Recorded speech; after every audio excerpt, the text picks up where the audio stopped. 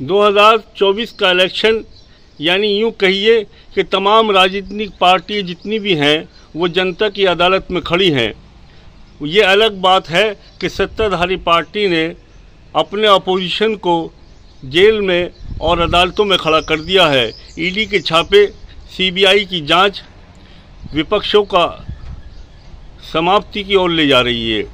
Dumdum ED के छापे वो किसी भी राज्य के अंदर जहां पर बीजेपी का शासन नहीं है, दूसरी लोगों की सरकारें हैं, वहां ईडी के छापे लगातार सीबीआई की जांच 5 सालों से चल रही है।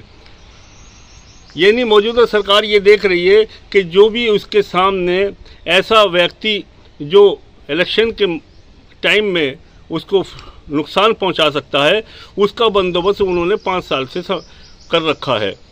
इसी श्रृंखला में 2022 के अंदर एक बिजनेसमैन हैदराबाद के जो दवाइयों के बिजनेसमैन थे, उनको फंडिंग के मामले में यानी 100 करोड़ की फंडिंग के मामले में ईडी ने उनको जेल भेजा।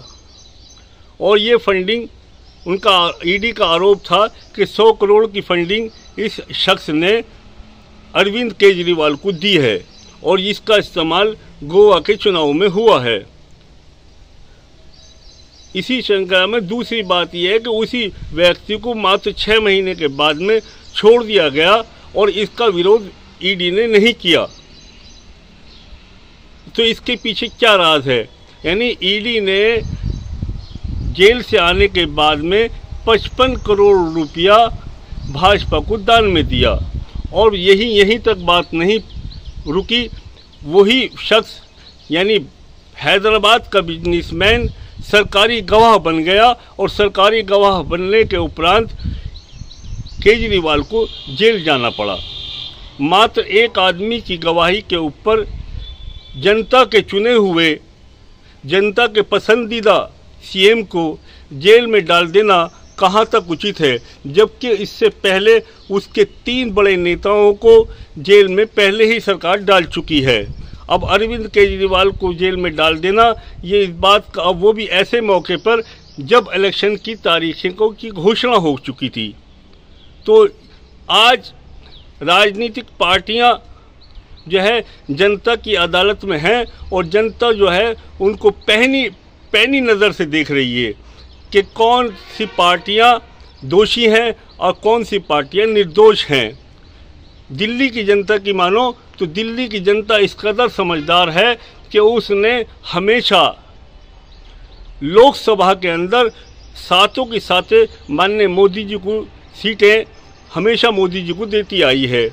और जब भी विधानसभा का चुनाव हुआ है 2015 के बाद में ये सीटें तमाम की तमाम पूरी लोकसभा का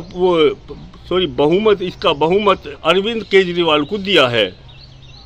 तो ये जनता की एक अलग सोच है और जनता की अलग पैनी नज़र है। जनता चाहती है कि दिल्ली की सरकार जो है वो केजरीवाल जी चलाएं और देश को जो है मोदी जी ही सक्षम है, मोदी जी ही चलाएं।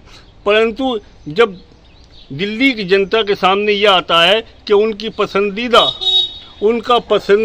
पसंदीदा जो है उन्होंने जेल में डाल दिया, तो इसके बाद में वो लोग जो है जनता जो है किसी दर्जे जो है वो घबराई हुई है और जनता ये चाहती है कि किसी भी तरह से इंसाफ की बात हो। इसी में आप ये देखिए कि अमेरिका ने 2 बार इसके अंदर संज्ञान लिया है और अमेरिका ने कहा कि एक लोकतंत्र देश के अंदर एक चुने हुए सीएम को इस तरह से जेल में डालना उचित नहीं है। और जर्मन ने भी यही कहा है और संयुक्त राष्ट्र ने भी यही कहा।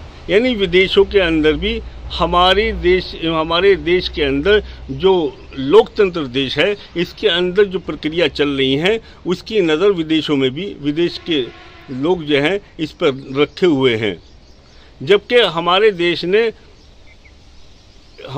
ने अमेरिका से ये कहा कि आपको हमारे अंदरूनी मामले में दखलंदाजी नहीं करनी चाहिए, यह हमारा अंदरूनी मामला है। परंतु उसके कहने के बावजूद भी अमेरिका ने दोबारा इस बात को दोहराया कि ये सब कुछ जो है वो गलत हो रहा है। अपोजिशन के साथ में ऐसा नहीं होना चाहिए। अपोजिशन को भी पूरी आज़ादी होनी चाहिए, स्वतंत्र होना चाहिए। एक स्वतंत्र देश के अंदर जो है तमाम लोगों को पूरी तरह से आज़ादी होनी चाहिए।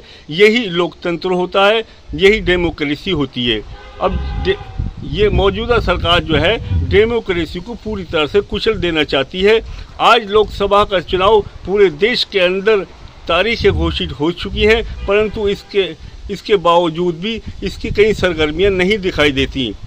केवल भाजपा की रैलियां और भाजपा के बड़े बड़े आयोजन ही दिखाई दे रहे हैं, क्योंकि विपक्ष के पास में ईडी के छापे, सीबीआई की जांच को लेकर जो उनके ऊपर इतना प्रहार किया गया है, उनके अंदर कोई तंत्र ही नहीं रहा।